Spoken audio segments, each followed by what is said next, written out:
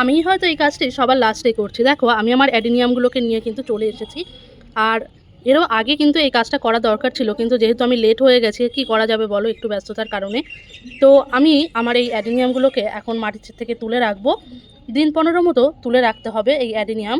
আমি ফেব্রুয়ারি 15 তারিখ নাগাদ কিন্তু এই অ্যাডেনিয়ামগুলোকে আবার নতুন করে প্রতিস্থাপন করব। এখন এগুলোকে মাটি ছাড়িয়ে ফাঙ্গিসাইড লাগিয়ে কয়েকদিনে 2 সপ্তাহের জন্য রেখে দেবো। তো দেখো এগুলো আমার কিন্তু একদম, এই গাছটার বয়স কিন্তু 14 থেকে 15 বছর, আর এটার বয়স প্রায় 5 বছর মতো হচ্ছে। তো আমার কিন্তু আরও অ্যাডেনিয়ামের রয়েছে, সেগুলো আমি যেহেতু খুব নতুন নতুন বসিয়েছি, 1 বছরও হয়নি এখনও বসিয়েছি, তো সেগুলো কিন্তু আমি এখন তুলব না।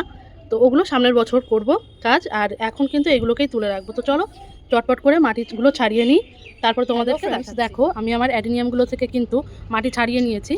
তো এটা এখন আমি দিন 15 মতো রেখে দেবো ফাঙ্গিসাইড লাগিয়ে, এটাকে খুব ভালো করে ধুয়ে নেব।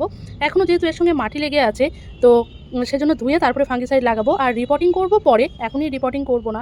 তো ছোটো বড়ো যেগুলো আছে সেগুলোও কেটে নেব পরে। তো চলো তোমাদেরকে সঙ্গে শেয়ার করছিলাম। তো আমার আরেকটা গাছ দেখো, এর বয়সও কিন্তু 4 থেকে 5 বছর হয়ে গেল, প্রায় 5 বছর মতো। তো এরও কিন্তু কডেক্সটা কিন্তু দারুণ হয়েছে, তোমরা দেখেই বুঝতে পারছো। তো গাছটা ছোট হলেও কডেক্সটা কিন্তু দারুণ হয়েছে, এত সুন্দর এর একটা পেচ নিয়েছে না, দারুণ লাগছে কিন্তু, তাই না?